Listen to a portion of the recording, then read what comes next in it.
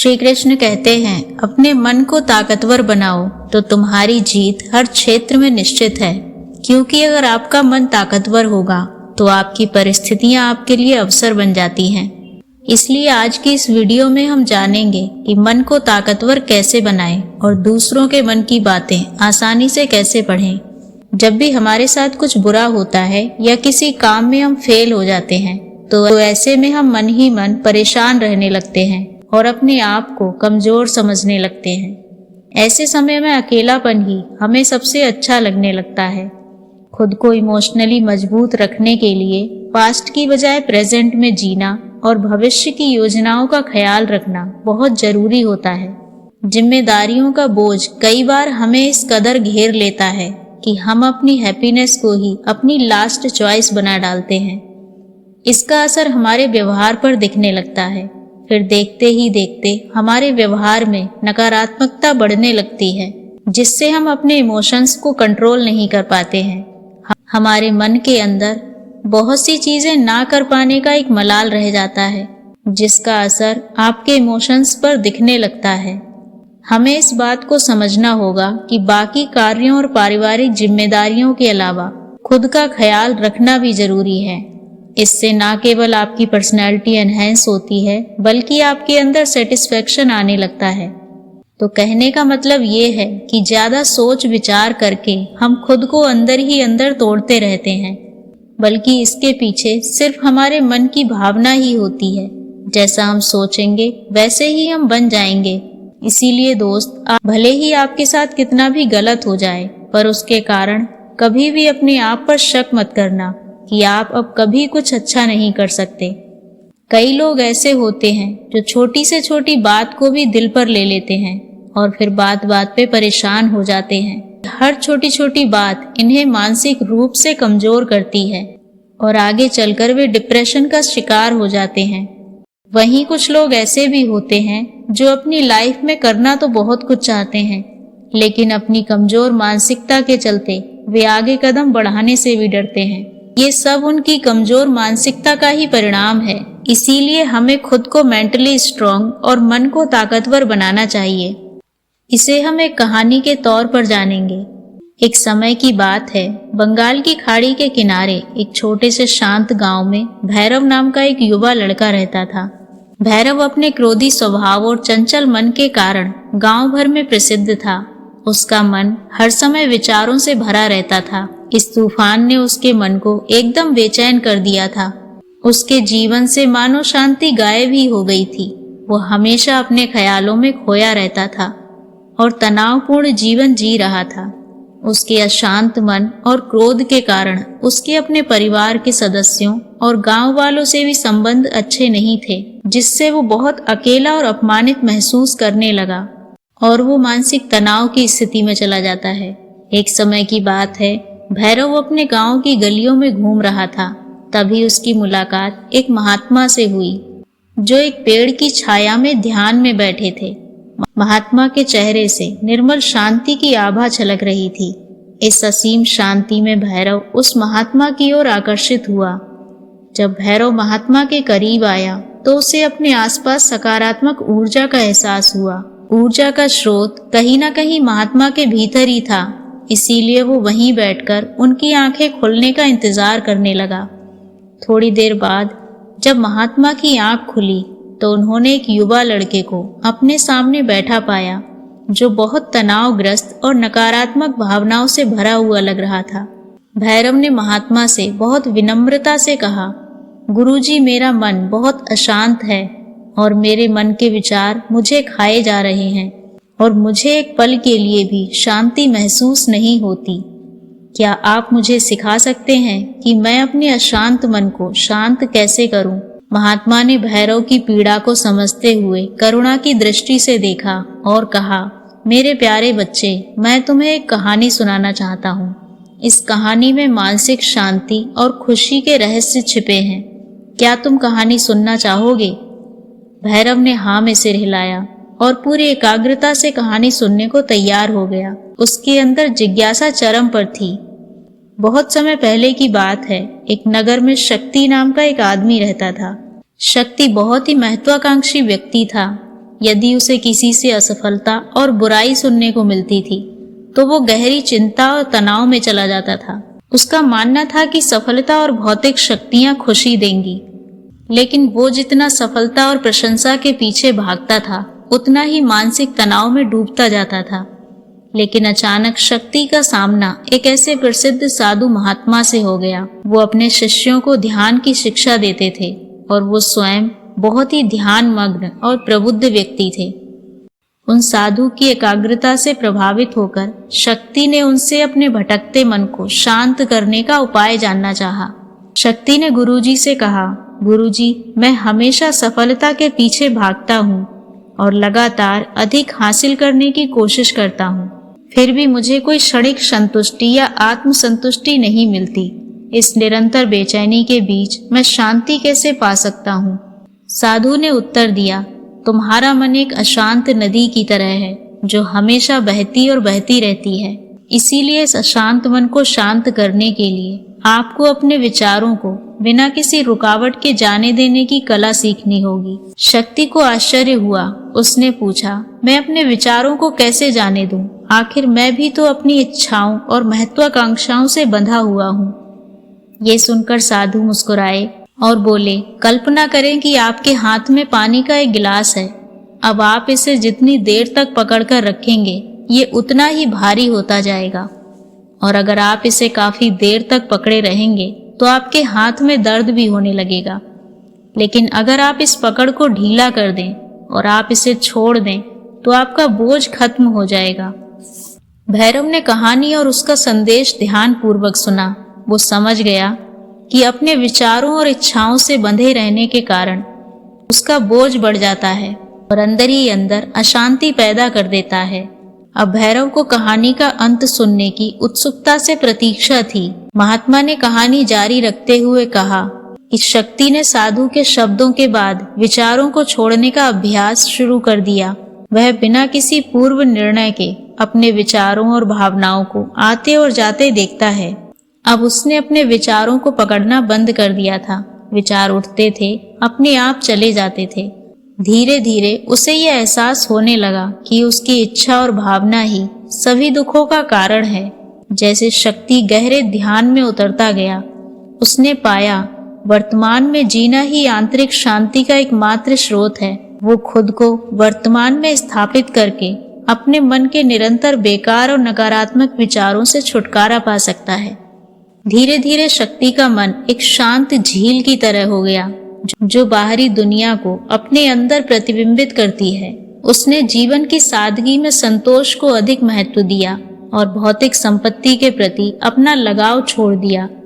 जैसे जैसे बदलाव की खबर लोगों के बीच फैली, दूर दूर से लोग मार्गदर्शन लेने आने लगे। लोगों को विचारों से मुक्त करने की कला सिखाना और उन्हें अपने भीतर शांति खोजने के लिए मार्गदर्शन करना, वो लोगों के बीच शांति और ज्ञान का प्रतीक बन गया। शक्ति और साधु की कथा समाप्त कर महात्मा कुछ देर के लिए चुप हो गए ताकि इस कहानी का अर्थ भैरव के मन में अच्छी तरह से बैठ जाए। भैरव ने महात्मा की ओर देखा तो उनकी आंखों में अब एक नई समझ दिखाई दे रही थी। भैरव ने धीरे से कहा, मैं इस कहानी के ज्ञान को अपने जीवन में कैसे लागू करूं? मैं अपने अशांत मन को कैसे शांत कर सकता हूँ? भैरव के इस सवाल पर महात्मा मुस्कुराए और कहा कि अशांत मन को शांत करने का अभ्यास आत्म जागरूकता से शुरू होता है। अपने भीतर उठने वाले विचारों का निरीक्षण करने के लिए प्रतिदिन कुछ समय निकालें। उन भावनाओं पर ध्यान दें जो आपके मन में आती हैं और देखें कि वे कैसे आती हैं और आकाश में गुजरते बादलों की तरह फिर कैसे चली जाती हैं। भैरव ने आंखें बंद कर ली और महात्मा के कहे अनुसार अपने विचारों का अवलोकन करने लगा। जैसे ही उसने अपने भीतर उठने वाले विचारों पर ध्यान देना शुरू किया, उसे एहसास हुआ कि इसलिए उसे चिंता और इच्छाओं की एक निरंतर धारा अपने अंदर बहती महसूस हुई। सिर्फ एक एहसास ने ही उसे एक अद्भुत शांति का एहसास कराया। उसे ये भी एहसास हुआ कि ये सभी विचारों और भावनाओं से अलग है। महात्मा ने आगे कहा कि जैसे शक्ति ने खुद को सभी मोह माया से अलग कर लिया था, अपने मन को अशांतकारी विचारों और भावनाओं से मुक्त करने का अभ्यास करें बिना किसी पूर्वाग्रह के विचारों को वैसे ही स्वीकार करें जैसे वो आते हैं। फिर धीरे धीरे उन्हें जाने दें और अपना ध्यान वर्तमान क्षण पर केंद्रित करें। लेकिन भैरव ने टोकते हुए कहा कि क्या होगा अगर विचार और भावनाएं इतनी मजबूत हों कि वे बनी ही रहें, दिमाग से निकले ही नहीं। तो महात्मा ने भैरव की बात पे सहमति जताते हुए सिर हिलाया और कहा, ऐसे कई मौके आएंगे जब आपके मन में सवालों का बवंडर चल रहा होगा, जब आपका दिमाग आपकी बात ही नहीं सुनेगा। तब ऐसे में आपको अपनी सांसों की ताकत पर विश्वास रखना होगा। एक बार फिर महात्मा ने भैरव से कहा, अपनी आंखें बंद करो। अपनी सांसों पर ध्यान केंद्रित करने के लिए अपनी पीठ को ऊपर उठता हुआ महसूस करो। महात्मा ने बताया कि जब भी आपका मन अशांत हो तो तुरंत अपनी सांसों पर लौट आएं। सांस की वाद्य गति आपको तुरंत वर्तमान में वापस खींच लेगी और आपको शांति का अनुभव अवश्य होगा। महात्मा के निर्देशानुसार भैरव ने अपनी आने और जाने वाली सांसों पर ध्यान केंद्रित करने का प्रयास किया। इस छोटे से व्यायाम से उसे मानसिक शांति का अनुभव हुआ।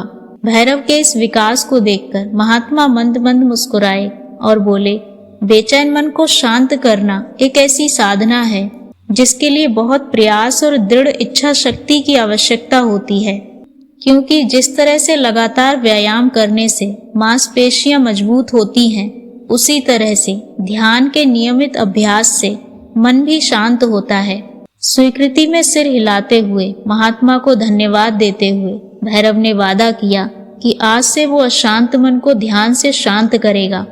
महात्मा ने भैरव के कंधों पर हाथ रखा और कहा, मुझे तुम्हारी क्षमता पर बहुत विश्वास है। जल्दी ही तुम्हें आंतरिक शांति प्राप्त होगी, लेकिन याद रखें, यह आसान नहीं होगा। तुम्हें निरंतर अभ्यास करना होगा। अगर दृढ़ इच्छा शक्ति और खुले दिल से प्रयास करोगे तो तुम निश्चित रूप से वो मुकाम पा लोगे जो आपके अंदर है। उस दिन से भैरव अपने अशांत मन को शांत करने का प्रयास करने लगा और हर दिन ध्यान करने के लिए एक अलग समय निर्धारित किया।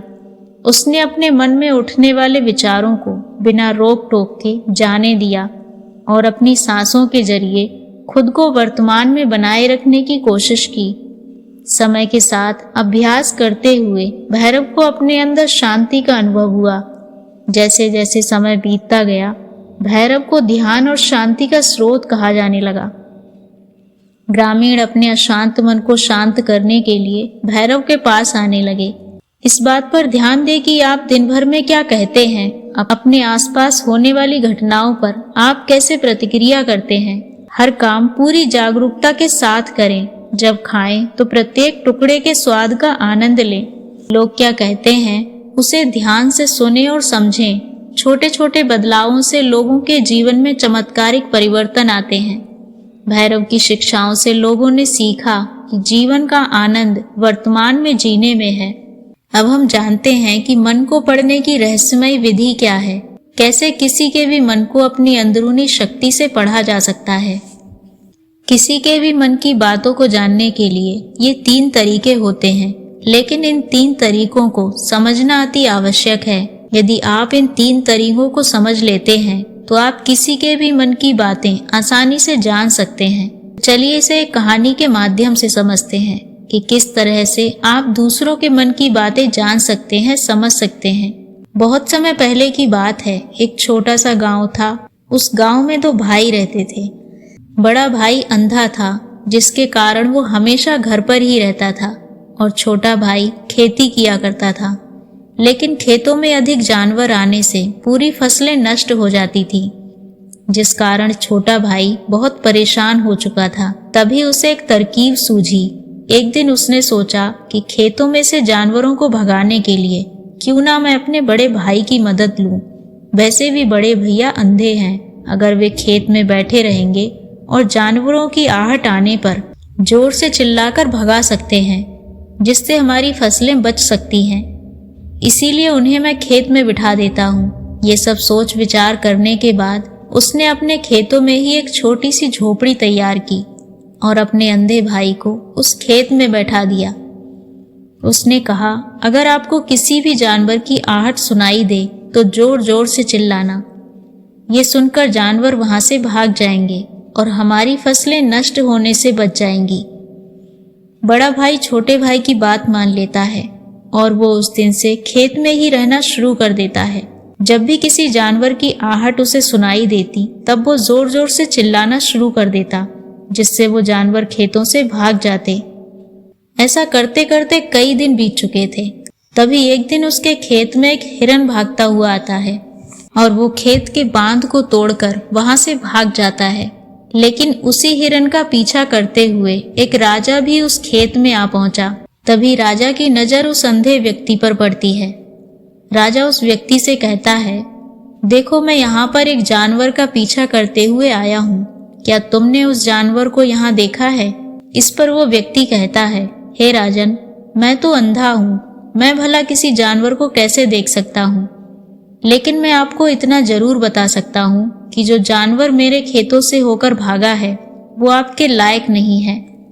आप अपना समय उसके पीछे यूं ही व्यस्त कर रहे हैं। राजा उस अंधे व्यक्ति की बात सुनकर बड़ा अचरज में पड़ गया। वो ये सोचने लगा कि आखिर ये तो अंधा है, फिर इसे कैसे पता चला कि जिस हिरन को मैं तलाश रहा हूँ वो हिरन मेरे लायक नहीं है? ये अंधा व्यक्ति मुझे कैसे बता सकता है? तभी राजा ने उस अंधे व्यक्ति से कहा, कहीं तुम मुझसे झूठ तो नहीं कह रहे? एक तरफ तो तुम ये कहते हो कि तुम अंधे हो और दूसरी तरफ तुम ये भी कह रहे हो कि जो जानवर यहाँ से भागा है वो मेरे लायक नहीं है। इस पर वो अंधा व्यक्ति कहता है, हे राजन, जिसे आप एक हिरन समझ रहे हैं, असल में वो एक हिरन नहीं है बल्कि एक हिरनी है और वो भी गर्भवती है। और जहाँ तक मुझे ज्ञान है मैंने कभी किसी राजा को किसी गर्भवती हिरनी का शिकार करते हुए नहीं सुना है और इसी कारण मैं आपसे ये कह रहा हूँ कि वो आपके लायक नहीं है। आप उसके पीछे अपना समय व्यर्थ ना करें। ये सुनकर राजा और भी अचरज में पड़ गया। वो ये सोचने लगा कि आखिर ये अंधा आदमी कैसे जान सकता है कि वो हिरनी है और गर्भवती है। राजा कुछ देर सोच विचार करने के बाद अपने सेनापति से कहता है, सेनापति, मुझे वो जानवर जिंदा चाहिए, क्योंकि मुझे ये पता करना है कि क्या वो हिरनी है और क्या वो गर्भवती है, क्योंकि ये अंधा आदमी बहुत विश्वास के साथ कह रहा है और मुझे इस बात की पुष्टि करनी है। यदि वो हिरनी हुई और गर्भवती हुई तो वो हमारे शिकार के लायक नहीं है, क्योंकि हम तो एक हिरन का पीछा कर रहे थे। इसीलिए जाओ और पता करो क्या वो हिरनी है। सेनापति राजा की आज्ञा लेकर आगे की ओर बढ़ता है और कुछ देर बाद जब वो वापस लौटकर आता है तो वो राजा को कहता है, राजन, इस अंधे आदमी ने जो भी बातें कही हैं वो बिल्कुल सही हैं। वो एक हिरनी ही है और वो भी गर्भवती है। ये सुनकर राजा आश्चर्यचकित रह गया। उसे समझ नहीं आ रहा था कि आखिर अंधा आदमी कैसे पता कर सकता है कि वो जानवर एक हिरनी है और तो और वो गर्भवती भी है। भला एक अंधा आदमी ये कैसे देखकर कह सकता है? ये कैसे जान सकता है? आखिर इसे ये कैसे पता चला? ऐसे कई सारे प्रश्न अब राजा के मन में उबड़ने लगे। अब राजा ने ये ठान लिया था कि मुझे इस बात की गहराई तक पहुंचना ही है कि आखिर ये अंधा आदमी कैसे जानता है कि वो जानवर एक हिरनी है। ये सोचकर राजा उस अंधे आदमी के पास जाता है और उस अंधे आदमी से पूछता है, देखो, मैं ये तो नहीं जानता कि तुम सचमुच में अंधे हो या नहीं हो, लेकिन मैं तुमसे एक बात जानने आया हूँ। क्या तुम मेरे प्रश्न का सही सही जवाब दोगे? इस पर अंधा व्यक्ति कहता है, हे राजन, आप जो कुछ भी पूछना चाहते हैं मुझसे पूछ सकते हैं, मैं आपको बिल्कुल सच सच जवाब दूंगा। इस पर राजा कहता है, देखो, एक तो तुम कहते हो कि तुम अंधे हो और दूसरी तरफ तुमने ये बता दिया कि जिस जानवर का पीछा मैं कर रहा हूँ वो एक हिरनी है और तो और वो गर्भवती भी है। आखिर तुम्हें ये कैसे पता चल जाता है? तुम्हारे खेत में और भी तो जानवर आते होंगे और भी तो जानवर यहाँ से गुजरते होंगे, फिर तुमने ये कैसे अंदाजा लगाया? तभी वो अंधा व्यक्ति राजा से कहता है, हे राजन, आप जिस हिरनी का पीछा कर रहे थे वही हिरनी जब मेरे खेत में आई तो उसकी रफ्तार और भागने की आहट से मुझे यह एहसास हो चुका था कि ये एक हिरनी है और मेरे खेत की जो बांध है वो बहुत छोटी है, उसकी ऊंचाई ज्यादा नहीं है। यदि कोई हिरन होता तो उस बांध को बड़ी आसानी से लांघ जाता, लेकिन वो हिरनी इस बांध को तोड़कर भागी है। अगर यदि वो इस बांध को छलांग लगाकर पार करने का प्रयास करती तो इससे उसके बच्चे को खतरा होता, और इसी बात से मैंने ये पता लगा लिया कि वो गर्भवती है। इस कारण वो मेरे खेत की बांध को तोड़ते हुए भाग गई। इस पर राजा के मन में अब एक और प्रश्न उठा। राजा ने कहा, किंतु तुम्हें ये कैसे पता चला कि वो एक हिरनी ही है? और भी तो कोई जानवर यहाँ पर आ सकते हैं। इस पर वो अंधा व्यक्ति कहता है, हे राजन, मैं पूरा दिन सुबह से शाम यहीं पर बैठा रहता हूँ और मेरे सुनने की शक्ति बहुत तेज है। मैं ये बात जानता हूँ कि कौन सा जानवर मेरे खेत में आया है, और उसी के आधार पर मैं जोर जोर से चिल्लाता हूँ ताकि वो मेरे खेत से भाग जाए और मेरे खेतों की फसलों को नष्ट ना करे। राजा उस अंधे आदमी का ये जवाब सुनकर पूरी तरह से संतुष्ट हो चुका था। वो मन ही मन ये सोच रहा था कि ये आदमी भले ही अंधा हो, लेकिन ये है तो बहुत ज्ञानी। अंधा व्यक्ति कहता है, अगर मेरे पास आंखें होती तो मैं किसी के भी मन की बात आसानी से जान लेता। मन की एक भाषा होती है, और ये भाषा मनुष्य के व्यवहार के रूप में देखी जा सकती है। उसकी आंखों से, उसके होठों से, उसके काम करने के तरीके से, उसकी क्रियाओं से पता किया जा सकता है कि उसके मन में क्या चल रहा है। उसके आधार पर हम किसी के भी मन की बातें जान सकते हैं। लेकिन मैं तो अंधा हूँ, मैं देख नहीं सकता।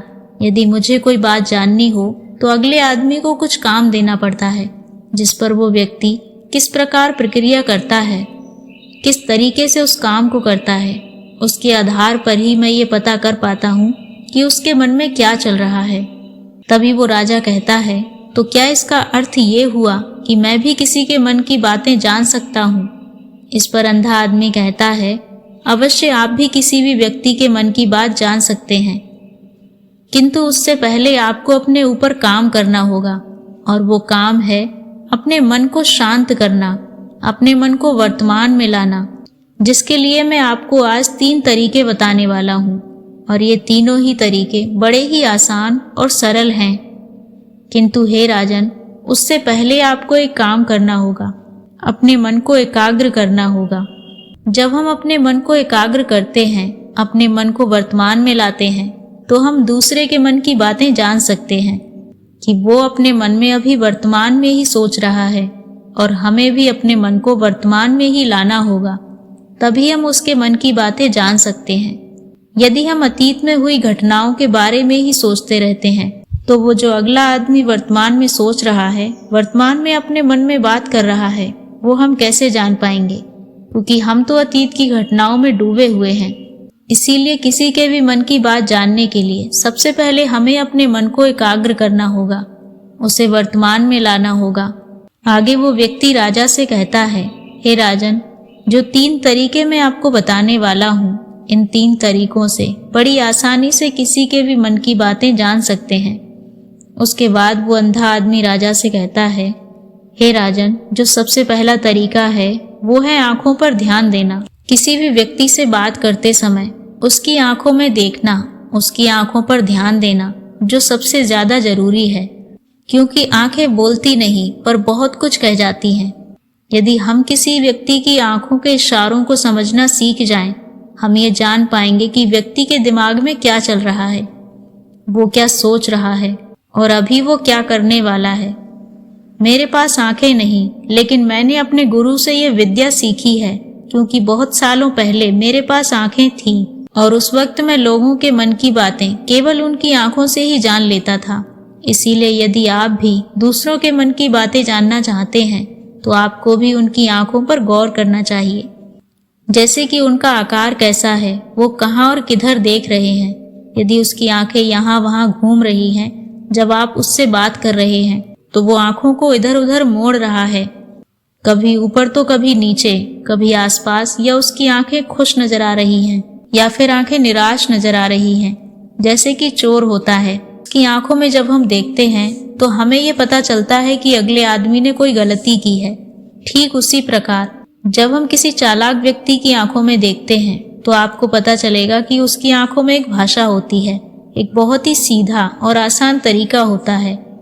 यदि आपको ये पता लगाना है कि सामने वाला व्यक्ति आपसे झूठ कह रहा है या फिर सही, तो आपको उसकी आंखों पर ध्यान देना होगा। यदि आपसे बात करते वक्त वो व्यक्ति अपनी आंखें यहाँ वहाँ घुमा रहा है, ऊपर नीचे इधर उधर दाएं बाएं हर जगह देख रहा है, तो इसका अर्थ ये हुआ कि वो उस बात से निकलने का कोई रास्ता ढूंढ रहा है और कोई झूठ बना रहा है। यदि सामने वाला व्यक्ति आपसे झूठ कहने का प्रयास कर रहा है तो वो आपसे नजर नहीं मिला पाएगा।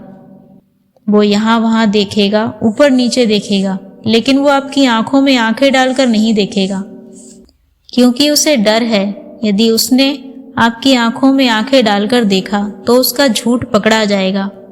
और इसी प्रकार कुछ और भी भाषाएं होती हैं। जब आप किसी की आंखों में आंखें डालकर ये देखना शुरू कर देंगे कि उसके हाव भाव क्या हैं, ठीक उसी प्रकार चेहरे के हाव भाव होते हैं, जिससे हम मन की बातें बड़ी आसानी से समझ सकते हैं। और इन्हें भी समझना बहुत जरूरी है।